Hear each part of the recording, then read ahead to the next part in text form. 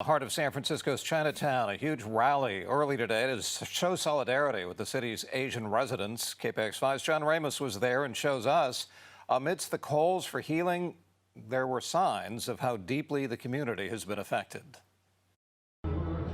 There was strength in numbers today as hundreds of people showed up at San Francisco's Chinatown to denounce the violent attacks on Asians.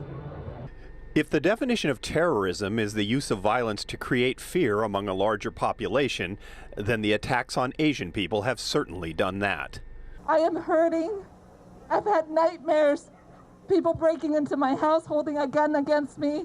The rally at Portsmouth Square in San Francisco's Chinatown was meant to remember the victims of anti-Asian violence, from here in the Bay Area to the horrific murder of 8 people in Atlanta. But Zine Yu says even though his parents have not been physically attacked, they are still victims as well.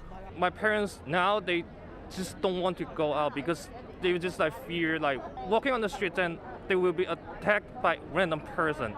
The video of the elderly Asian woman who had to defend herself with a stick against an attacker on Market Street has become a symbol for many of how unprotected people feel right now.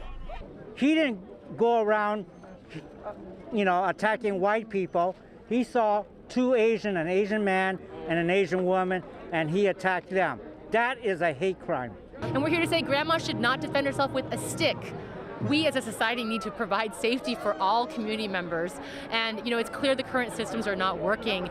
And while some painted hearts on the sidewalk and wrote messages of love on kites, others are just plain angry and say it's time to stop showing sympathy for those who victimize others on the streets of this city. Because the victims, a lot of them, they're like in house arrest. They won't come out of their house anymore. And then you get the assailants, they get a slap on the wrist and they're out. And we're no longer asking, we're demanding. We're gonna speak up, whether you like it or not.